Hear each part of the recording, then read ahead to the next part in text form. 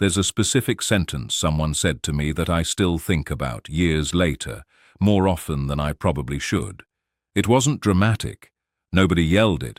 Nobody meant it as some kind of turning point when they said it.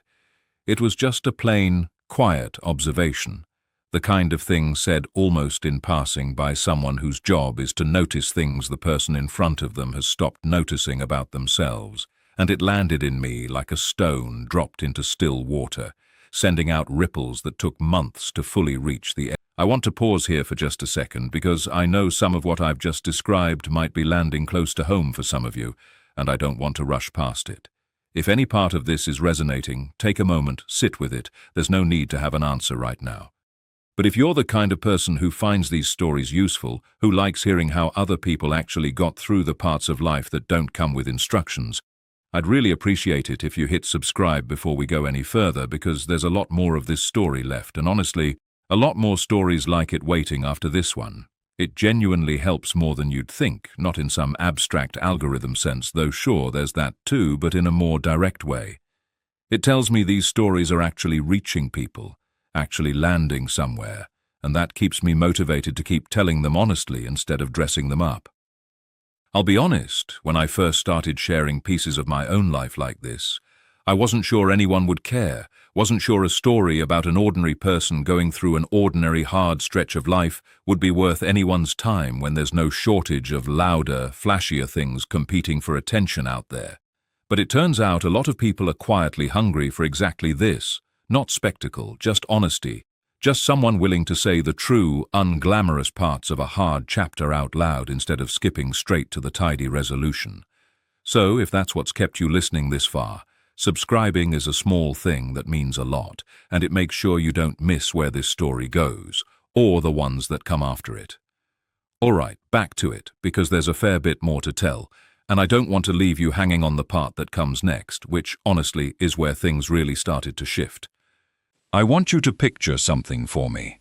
You're sitting in an airport terminal at 63 years old, watching a departure board flip through destinations you've never been to, and you're not on your way somewhere exciting. You're on your way back from a country that didn't work out, the third one in less than 18 months, and you've got a notebook in your lap with more crossed-out entries than clean ones, and a one-way ticket home to a house that stopped feeling like home somewhere around the time you started wondering whether you were running towards something or just away from it. That's not an adventure. That's a reckoning, and it took me 2 full years and 8 different countries before I finally understood the difference. My name is Wyatt Hughes. I'm 67 years old, and I've been living in the Philippines for going on 3 years now, in a small coastal city on the island of Cebu, and I want to tell you the full, honest, unvarnished story of how I got here. Because the version that fits into a conversation over dinner, the one where I say, I tried a few places and the Philippines just felt right, leaves out almost everything that actually matters. If that kind of story interests you, go ahead and subscribe now, because there's a lot more of this coming, and I think it's the kind of thing worth sticking around for. Let me start, not at the beginning of the travel, but at the beginning of the idea, because those aren't the same thing, and I think confusing them is where most people who are considering something similar go wrong. The idea didn't start with a travel blog or a YouTube video or a conversation with someone who'd already done it.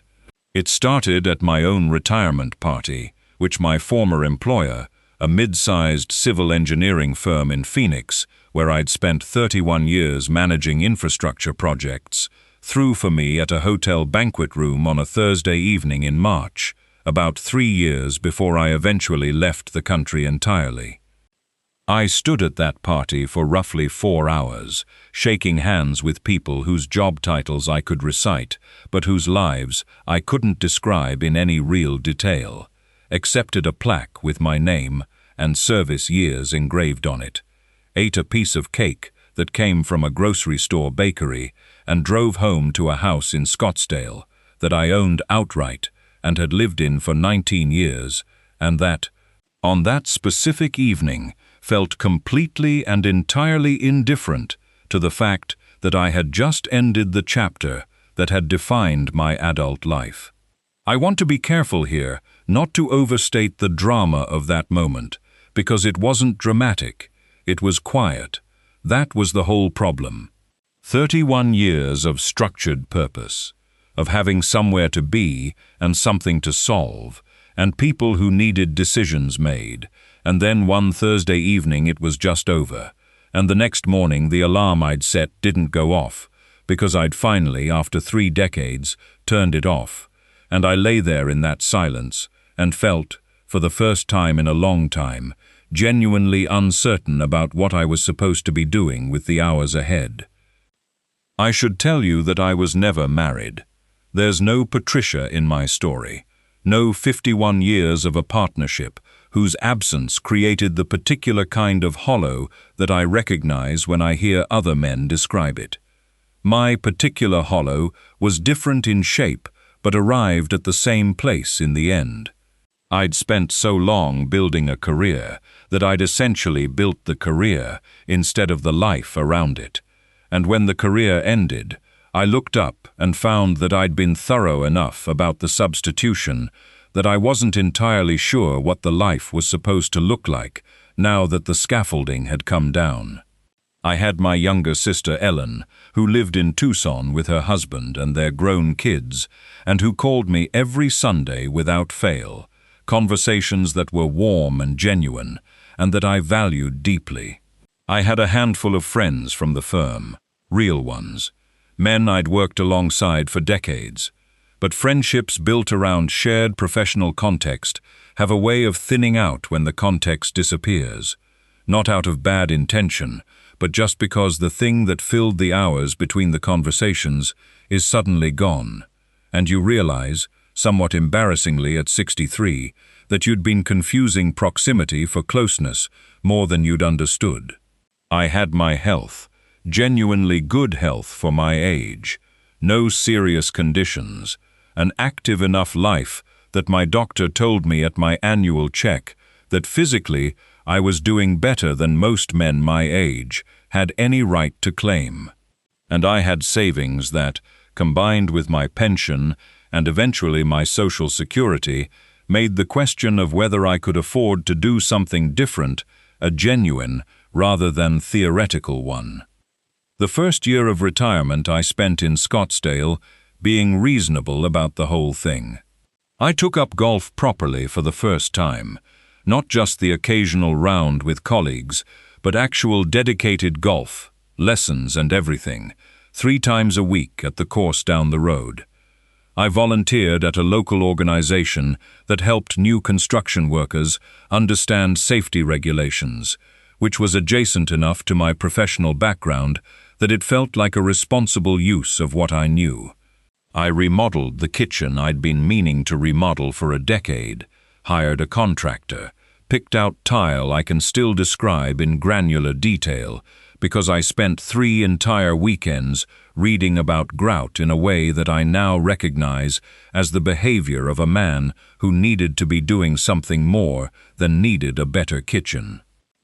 About 14 months in, I was sitting on my back patio one evening, looking at a yard I'd had professionally landscaped the previous spring, genuinely beautiful, exactly the yard I'd always meant to have, and I had the thought, clear and specific and a little embarrassing, that I was maintaining the appearance of a life I wasn't actually living in anymore. The yard was beautiful, the kitchen was finished, the golf was fine, and none of it had anything to do with any reason I could articulate for getting up in the morning, beyond the fact that the morning had arrived and I was still in it. I called Ellen that night, which was a Tuesday, and she answered on the second ring, because she always answered on the second ring, and I said, without much preamble, "I think I need to go somewhere." She asked me where. I told her honestly that I didn't know yet. She was quiet for a moment, and then she said, "How long have you been thinking about this?" I told her since the retirement party. She said, "That was 14 months ago, Wyatt." I said I knew. She was quiet again, and then she said, "Go find out where, and then actually go," which is exactly the kind of sentence that sounds simple and contains, if you actually follow through on it, absolutely everything. I spent the next 3 months doing what I did with every large project I'd ever managed professionally, which was research it to within an inch of its life before committing to any particular direction. I made spreadsheets. I joined forums. I read books and memoirs and first-person accounts from retirees who'd relocated internationally, people who'd landed in Mexico, in Portugal, in Thailand, in Panama, in Costa Rica, in a dozen other countries that turn up repeatedly on the lists that certain financial magazines compile every few years about where to retire on less and live better. I mapped healthcare systems and cost of living indexes and visa requirements and climate patterns, and I eventually arrived, after 3 months of this, at a list of 8 countries I was genuinely willing to try. Not visit, try. That distinction mattered to me from the beginning, because I'd traveled enough for work over the years to know that visiting a place and actually living inside it are 2 activities that occasionally happen to share a geography and almost nothing else. I wasn't interested in being a tourist who extended his stay. I was interested in finding out whether there was somewhere in the world that would actually receive me as a functioning human being with something to contribute, rather than just a body occupying a pleasant climate with money to spend. I gave myself 2 years, 8 countries. The plan was to spend between 2 and 4 months in each, long enough to move past the novelty, to get groceries from somewhere that wasn't a hotel restaurant, to have a bad week and see how the place handled it, to understand what a regular Tuesday actually felt like, rather than just a particularly scenic Saturday. I'm going to walk you through all 8, in the order I tried them, and I want to be honest about each one, because the honest version is the only useful version. The first was Mexico, specifically the Lake Chapala region in Jalisco, which is one of the longest-running expat retirement communities in the world, genuinely well-established, with tens of thousands of foreign retirees who've built an entire parallel infrastructure of English-language services and social organizations and medical facilities that cater specifically to people like me. I rented a small house in Ajijic for 2 months. The weather was exactly as described, a kind of permanent spring that the region is legitimately famous for, temperatures in the low to mid-70s most of the year, brilliant light, the lake visible from almost everywhere you stood in town. The challenge for me, and I want to say clearly that this is personal rather than universal, was the degree to which the expat community there had essentially rebuilt America at a lower price point. The social life revolved heavily around other Americans and Canadians. The restaurants catered to that clientele, and after about 6 weeks, I had the uncomfortable realization that I'd moved to a different country in order to spend most of my time with people who'd also moved to a different country, and were primarily interested in discussing how it compared to the country they'd come from. That's not wrong. That's a real and legitimate way to live in retirement, and I watched plenty of people doing it contentedly. It just wasn't what I was looking for, and the fact that I couldn't precisely name what I was looking for yet didn't stop me from knowing that this wasn't it. I left after 9 weeks, a little earlier than planned, and filed Mexico in the column of things I respected without needing to stay in. Country 2 was Portugal, Lisbon specifically for the first month, and then the Algarve coast for another 6 weeks. The reaction I got when I first shared what I was planning was more measured than I expected, mostly because by the time I actually said it out loud, I'd already done enough of the groundwork to answer the hard questions, instead of just presenting a feeling and asking for blind trust. There was worry, understandably, the kind of worry that comes from someone who loves you and is trying to picture every way this could go wrong before it happens. I didn't dismiss any of it.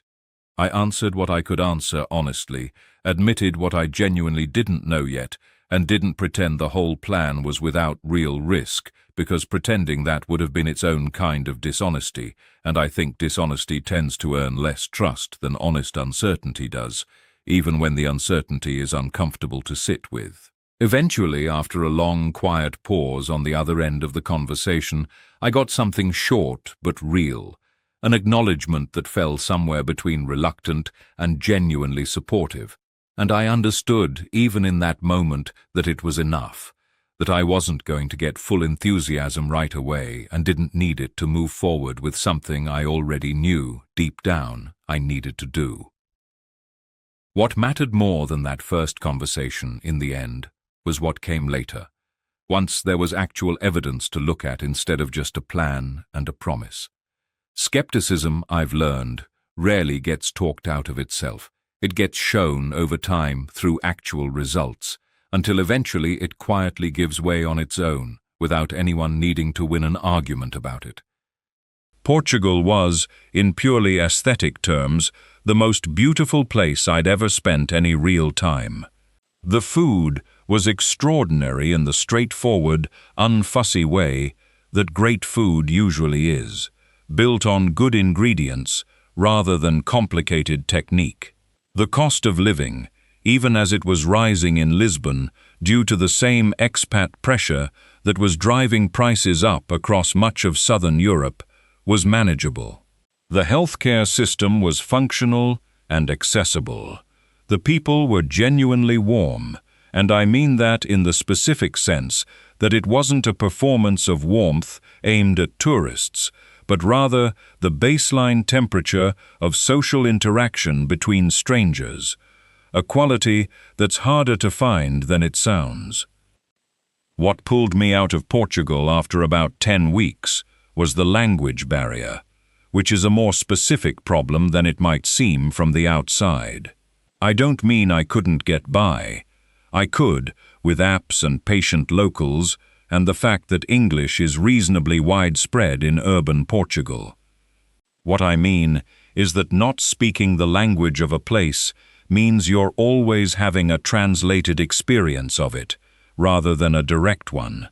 Always one layer of mediation away from what's actually being said and meant and implied. And for someone who values conversation as the primary way of understanding where he is, that layer felt thicker in Portugal than I'd expected. I put that down as a personal limitation rather than a flaw in the country, but personal limitations count when you're deciding where to live. Country 3 was Thailand, which I'd had on the list based purely on its reputation as the original modern expat retirement destination, the place that essentially invented the category as most people understand it now. I stayed in Chiang Mai in the north, which experienced expats had recommended over Bangkok or the southern beach areas, specifically because of its size, its cost of living, its large and established foreign community, and its climate, which in the north was notably more temperate than the coastal regions. Chiang Mai was extraordinary in the ways people said it would be, and I don't want to be ungrateful about that. The food culture alone could keep a person interested for years. The temples, the markets, the pace of daily life in the old city, all of it exactly as described. My 3 months there were genuinely enjoyable in a way I hadn't expected after the first 2 countries had left me feeling like I was searching for something I hadn't yet defined clearly enough to find. But what I started to understand in Thailand, specifically about 2 months into that 3-month stay, was something about the cultural distance between where I'd come from and where I was. There's a version of that distance that's energizing, that makes you pay attention and engage, that pulls you out of your own patterns in useful ways. And then there's a version of it that over time starts to feel like a glass wall between you and any real sense of being somewhere rather than just visiting it. I'm not sure I can be more specific than that without sounding like I'm criticizing a country that didn't do anything wrong. I just knew, at the end of those 3 months, that Chiang Mai was somewhere I would return to gladly, and was not somewhere I was going to build a life. Country 4 was Colombia, Medellin, which had transformed itself over the previous 2 decades from something that needed no explanation into something that required constant explaining to people whose image of it was decades out of date. I loved Medellin immediately, and specifically the way you love places that are clearly in the middle of becoming something and haven't finished yet, where the ambition of what a city is trying to be is visible in every new park and renovated neighborhood and conversation with anyone under 40 who has opinions about where their city is headed. The food was hearty and honest. The coffee was, obviously, everything promised. The people were warm in a particular way, a directness about social interaction that I found immediately comfortable after the more deferential social textures of Southeast Asia. I stayed in Medellin for nearly 4 months, the longest I'd stayed anywhere so far, and left not because it had disappointed me, but because I'd had a conversation with my doctor back in Phoenix during a telehealth appointment, a woman who knew my health history, and she'd raised something I hadn't been taking seriously enough: the altitude. Medellin sits at about 1,500 meters, and while that's nothing like the extreme altitudes of Bogota or Quito, it was enough, she felt, to be worth considering more carefully, given a blood pressure reading I'd had at a local clinic that she wanted me to keep an eye on. I wasn't willing to dismiss that, and I wasn't willing to bet my health on an altitude issue that might or might not be relevant, so I added it to the file and moved on. Country 5 was Malaysia, Penang specifically, which appeared on essentially every list I'd found during my initial research. Penang has a formal retirement program with a specific visa category built around attracting foreign retirees, and the island's particular cultural mix of Chinese, Malay, and Indian influences had produced a food culture that I'd been told was worth the trip on its own. Both of those things turned out to be true. The food was remarkable. The visa process was among the more straightforward I'd encountered. The infrastructure was excellent: roads, hospitals, internet, all of it more developed than I'd expected, based on cost of living figures that suggested somewhere considerably less modern. But Penang, for all its considerable virtues, felt to me like a transit point rather than a destination. I couldn't shake the sense that I was passing through rather than arriving, which is an irrational response to a place that plenty of people have built perfectly satisfying lives in, and I'm not offering it as a criticism of the country or the city, but only as an honest account of what I was experiencing. I spent about 8 weeks there, enjoyed nearly all of them, and left knowing I'd gotten something wrong about what I was looking for, and needed to think more carefully about what that was. Country 6 was Costa Rica, specifically the Central Valley area around Escazú and Santa Ana, which had the practical advantage of proximity to excellent medical care, proximity to the United States for family visits, a well-established expat community, and a genuine English-language presence that made navigating daily life considerably less effortful than it had been in some of the previous countries. Costa Rica had everything on paper. I cannot stress this enough: climate, infrastructure, proximity, community, cost of living that was higher than Southeast Asia, but manageable, natural beauty that was legitimate, and not marketing department generated.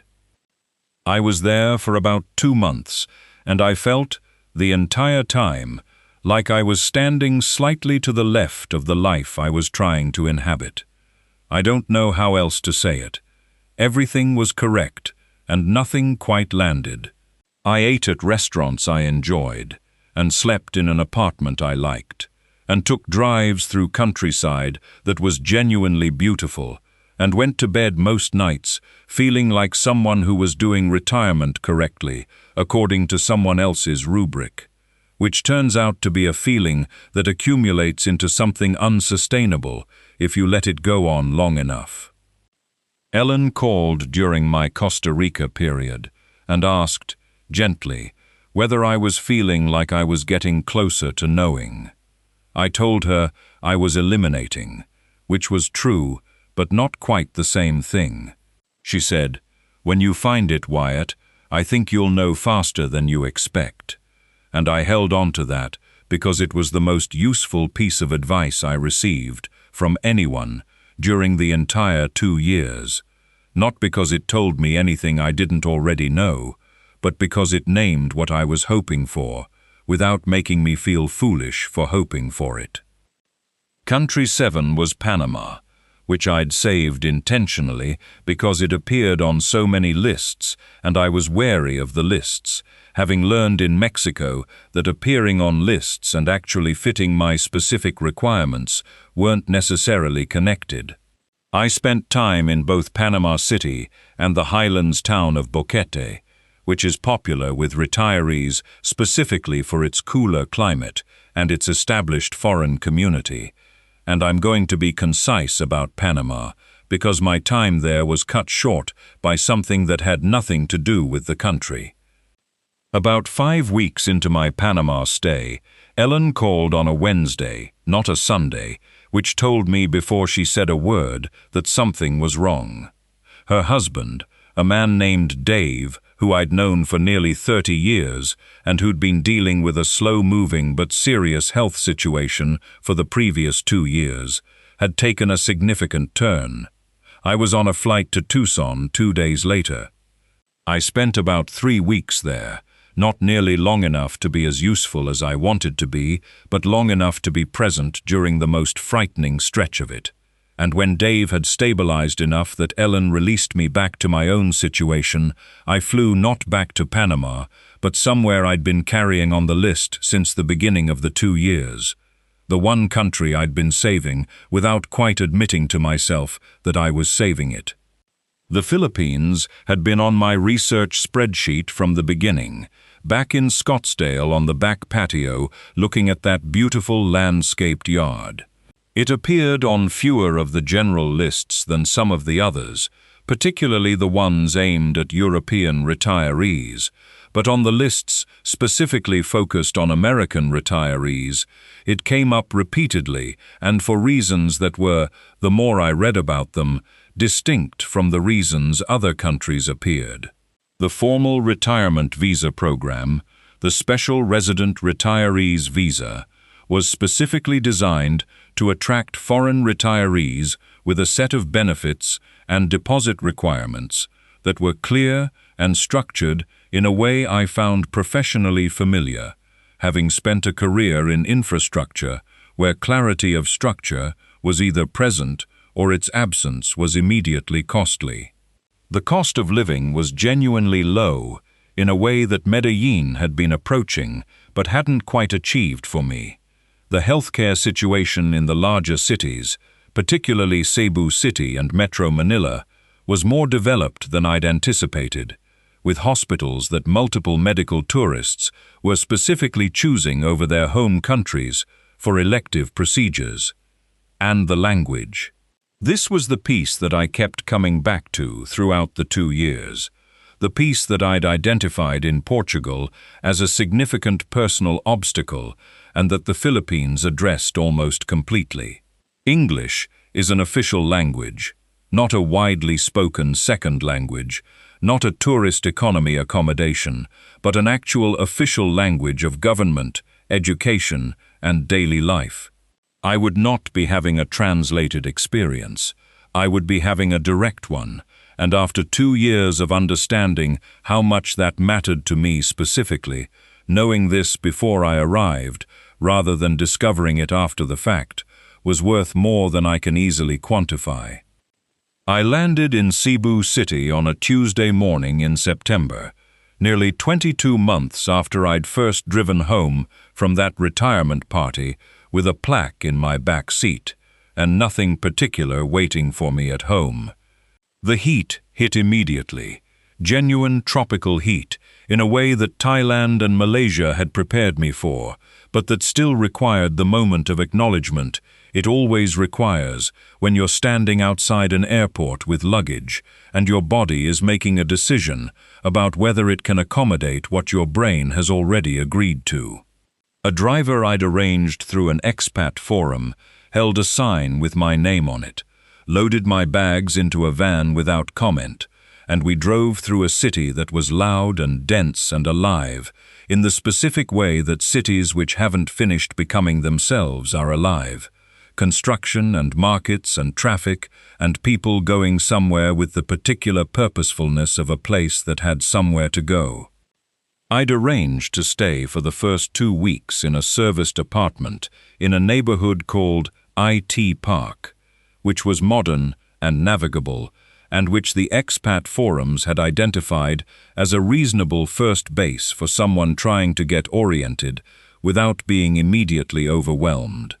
My plan was to spend time in Cebu City and then venture out to some of the surrounding areas, including the southern end of Cebu Island, which several people had written about as having better value and a more genuinely local character than the city proper.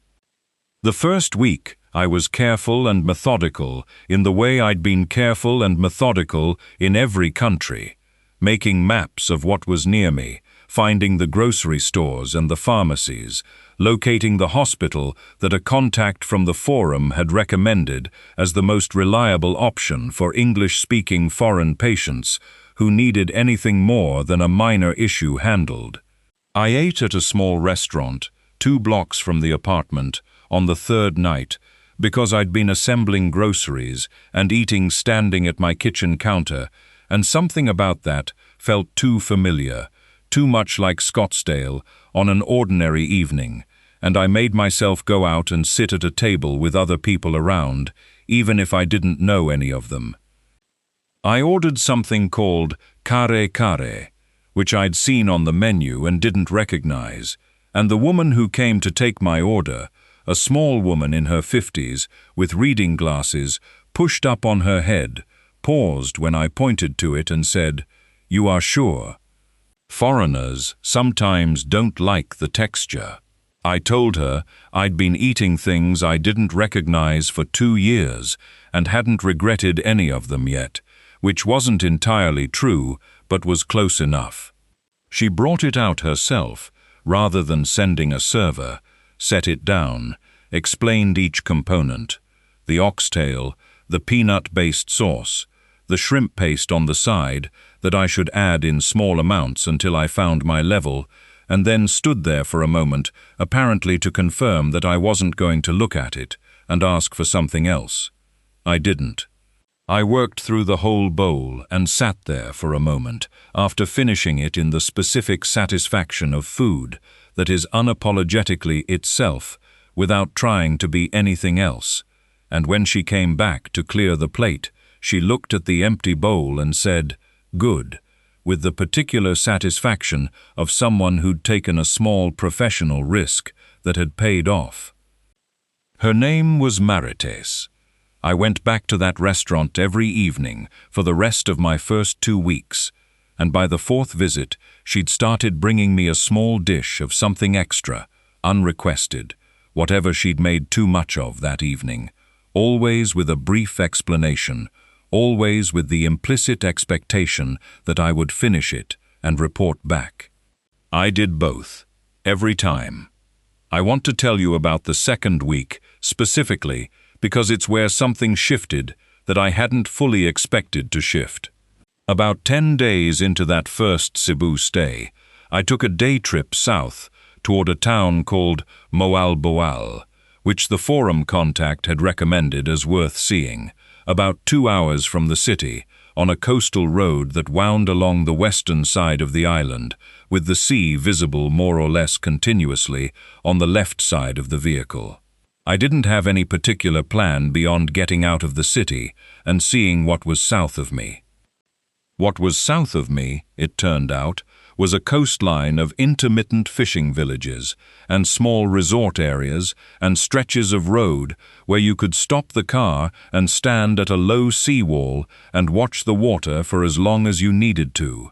And nobody was selling anything or expecting anything or aware enough of your presence to perform awareness of it.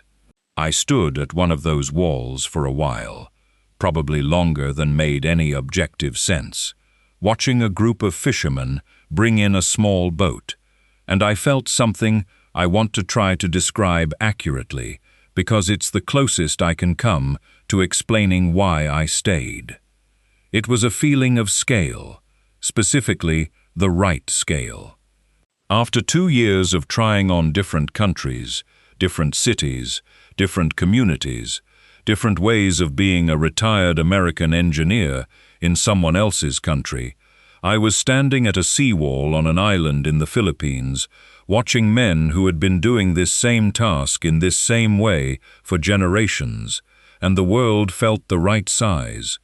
Not small in a confining way, not overwhelming in the way that certain cities and certain situations had felt during those 2 years. Just sized correctly for a person to actually inhabit, which sounds like a strange thing to take 2 years and 8 countries to discover about yourself, but which, once you've found it, you recognize immediately and completely. I extended my stay in Cebu by an additional 3 weeks before I'd fully made any conscious decision to do so. It was less a decision than a realization that I'd stopped thinking about what came next, which was how every previous country had felt from roughly the 3rd week onward, always already mentally mapping the departure while still physically present in the arrival. In Cebu, I wasn't doing that, and the absence of that particular mental habit was noticeable enough that I stopped to look at it directly rather than letting it pass. There was a man at the Expat Forum's monthly informal gathering, which I found out about through an email list the forum maintained and attended mainly out of obligation to myself to stop eating dinner alone, named Dennis, who was 69 years old and had been in Cebu for 6 years, originally from Ohio, a retired high school principal who'd found his way here after his own version of a gradual realization that the life waiting for him in retirement back home was not the life he wanted to be living. Dennis was the kind of man who'd clearly had 1,000 conversations with people at the beginning of the process he'd already finished, and he had the particular patience for those conversations that comes from having been in that position yourself and knowing what it actually needed from someone else, which was less advice than company. He asked me, at that first gathering, which country in my testing I'd liked best before the Philippines. I told him Colombia, probably, for the life in it. He nodded and said, "The Philippines has that and doesn't make you earn it in the same way." I asked him what he meant. He said that in a lot of places, being foreign is something you have to constantly manage, a status that either attracts attention or creates friction, or just requires ongoing maintenance of a particular kind of awareness about how you're being perceived. "Here," he said, and he gestured broadly at the room, at the window beyond which the city was doing its evening things. "You're just a person. They're not particularly impressed by you, and they're not particularly bothered by you. You're just here, and that's fine with everyone, including you, eventually." That was the most precise description I'd heard anyone give of what I'd been searching for across 8 countries and 2 years, and it came from a retired high school principal from Ohio, over a plate of grilled chicken and rice, in a room with a ceiling fan and open windows letting in air that smelled faintly of the sea. and I sat with it the rest of that evening in the particular silence of someone who has just had a thing they knew but couldn't named accurately for the first time. I applied for the Special Resident Retirees Visa about 2 months into my Cebu stay. The process was specific and document-heavy, in the way all immigration processes are specific and document-heavy, requiring pension verification and health certificates and background documentation and a deposit into an authorized bank that meets the visa's financial requirements. And I moved through it with the same systematic patience I'd given every large project I'd managed professionally, because that was how I knew how to approach things that mattered and needed doing correctly. That my contact from the forum, a woman named Rosa, who worked as a relocation consultant and who had helped more foreign retirees through this specific process than she could accurately count anymore, walked me through each step with a practical efficiency that I found deeply reassuring, having spent the previous 2 years navigating enough bureaucratic variation across enough different systems to appreciate competence when it showed up. I found an apartment in a neighborhood a bit south of IT Park, quieter, more residential, closer to a public market where the vegetable and fish vendors had been selling from the same stalls for decades, and where, after about the 4th or 5th visit, I stopped being someone the vendors were consciously helping and started being someone they just nodded at because I was back again, and that was normal. The apartment had 2 bedrooms, a kitchen I actually cooked in, a small balcony facing east that got morning light rather than afternoon heat, and a monthly rent that came to something in the neighborhood of 14,000 pesos, which at the exchange rate I was getting was roughly $250 for a clean, modern unit in a safe neighborhood with reliable internet and water pressure that didn't apologize for itself. I should talk about healthcare because it was the thing Ellen asked about most directly and the thing I'd spent the most time researching before committing, and I want to give it the honest treatment it deserves, rather than the optimistic gloss that's easy to apply when you want a thing to be true. Cebu City has genuine hospital infrastructure, not just for routine care, but for serious interventions. There's a medical ecosystem there, built partly on medical tourism, on Filipinos abroad returning for procedures, and on the significant foreign retiree population that had been building in the region for years.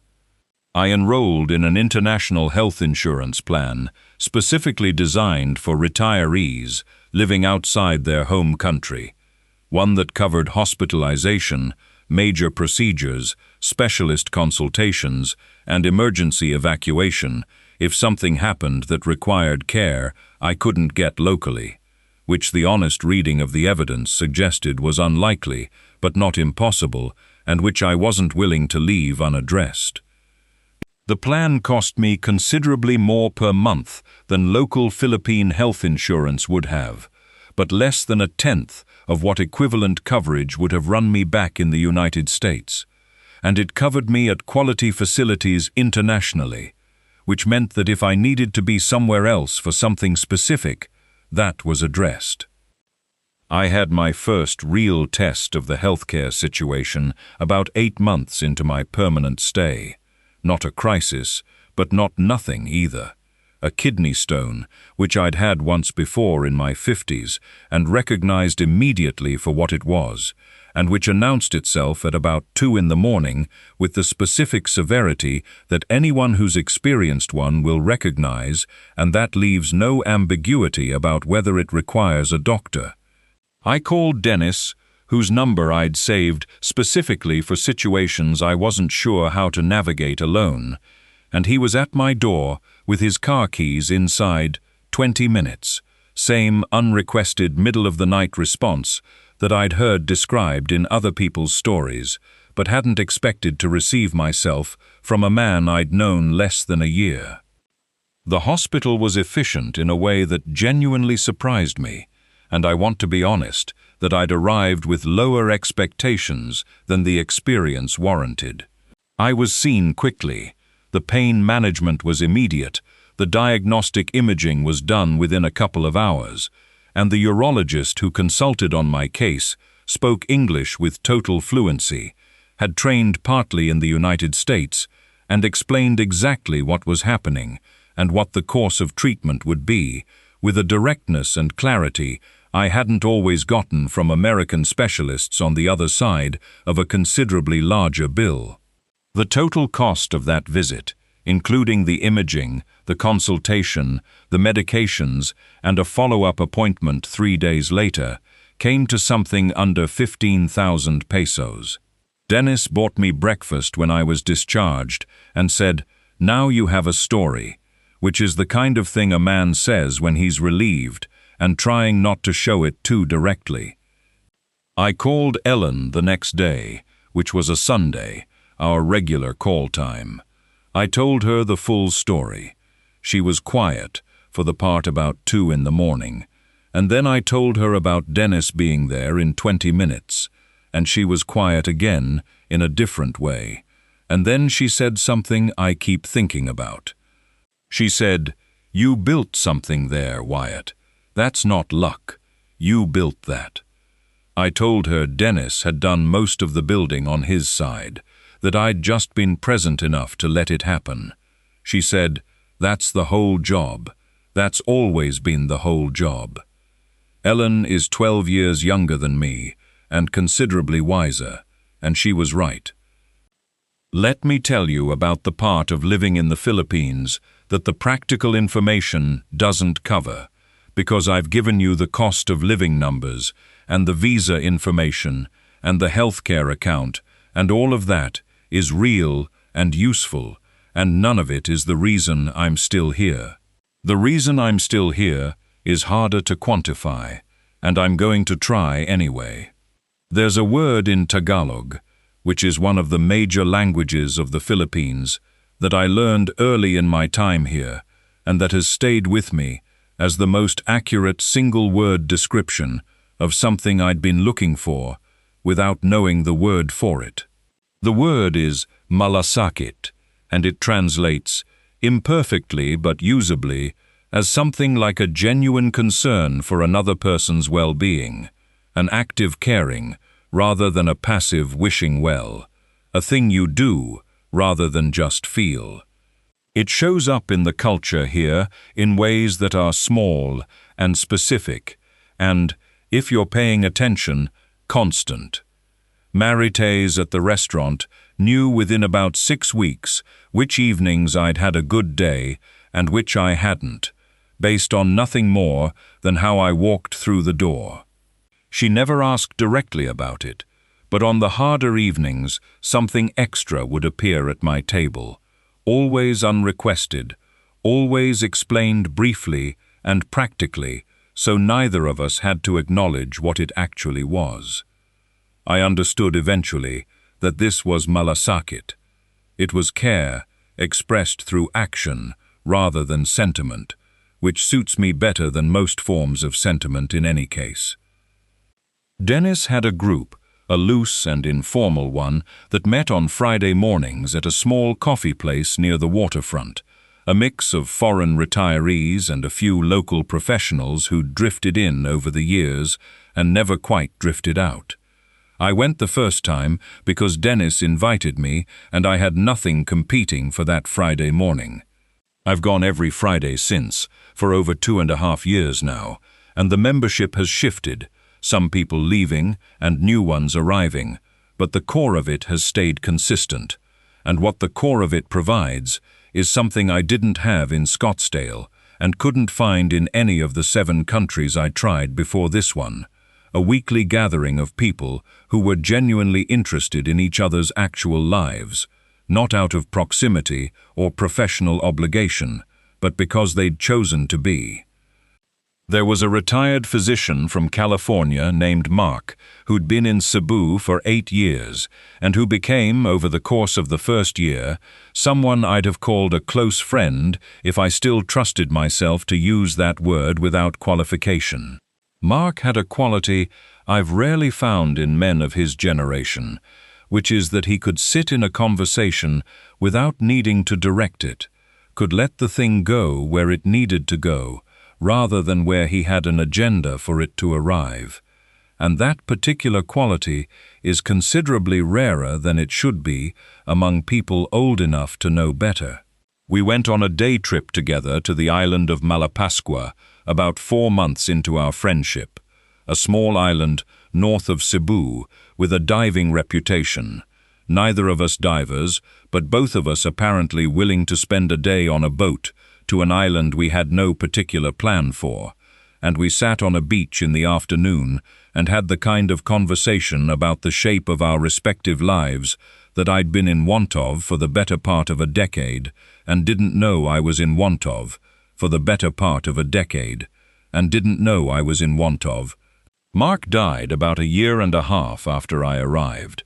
Not suddenly, he'd known it was coming, had managed it with the same particular physician's practicality you'd expect from someone who'd spent a career delivering the same kind of news to other people.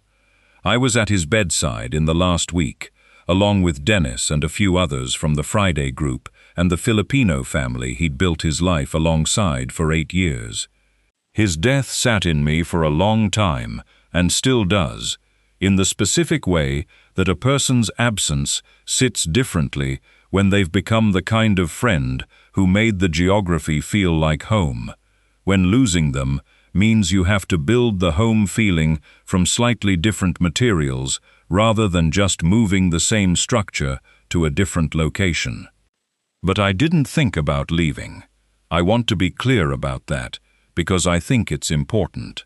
When Mark died, I didn't find myself looking at departure boards again or reopening spreadsheets. I found myself, instead, leaning more heavily into what was already there, the Friday group, the apartment that was mine, in the specific way places become yours after you've slept in them, through enough ordinary nights and a few extraordinary ones, the vegetable vendors at the public market who'd started greeting me by name sometime in the 2nd year, in a way that stopped surprising me only after it had happened enough times to become part of the texture of a regular week. I started doing something in my 2nd year here that I want to tell you about, because it became more central to the shape of my days than I'd anticipated when it began. I'd connected through Dennis with a small technical training organization that was running programs for young Filipinos interested in construction and infrastructure careers, teaching practical skills like reading engineering drawings and understanding basic project management and the safety regulations that govern large construction sites. The organization had the curriculum and the willing students, but was thin on instructors with actual field experience rather than academic background. Dennis mentioned my name to the director, a compact, energetic woman in her late 30s named Grace, who called me herself rather than sending anyone else to make the ask, and explained the situation directly and specifically and without any of the indirect maneuvering that I had learned to recognize across cultures as the particular performance of people who want something they're uncertain about asking for. I told Grace I'd come see the program and then decide. I went the following Tuesday to a rented space in a commercial building, about 20 young adults sitting in plastic chairs with binders on their laps, and an instructor at the front working through something about load-bearing calculations that he clearly knew in theory, but had never actually seen applied in the field. I sat in the back and watched for an hour and felt, for the first time in a long time, the specific impatience of someone who sees a thing being done adequately and knows it could be done considerably better, which is a professional impatience that I thought retirement had finished me for, but which, apparently, had been sleeping rather than gone. I told Grace I'd do 2 mornings a week. That became 3 mornings a week inside the first month. 2.5 years later, I'm still there 3 mornings a week, working with the current cohort the way I worked with the 3 cohorts before them. And what I've found in that room of 20-something-year-olds with their binders and their particular mixture of ambition and uncertainty is something I hadn't expected, which is that teaching the thing you know to people who genuinely need to know it is the most sustaining use I've found for the decades I spent learning it. There's a young woman in the current cohort named Lyra, 23 years old, sharper than anyone in that room will fully acknowledge yet, because she... If any part of this sounds like where you are right now, sitting somewhere quiet, wondering what's actually left to look forward to, I hope this gave you something to hold on to, even if it's small. It doesn't have to look like what I did. It doesn't have to be dramatic or far away or anything close to what you're picturing right now as you sit with this. But I do think it has to be something, some door you're willing to walk through even while you're not entirely sure what's waiting on the other side of it, because certainty, in my experience, almost never arrives before the decision does. It arrives after, once you've already taken the step and given yourself enough time to see what it actually leads to. I wish someone had told me that plainly years ago, instead of leaving me to wait around for a certainty that was never going to show up first. So if you're waiting for that certainty before you let yourself change anything, I gently suggest you might be waiting for something that simply doesn't come in the order you're expecting it to.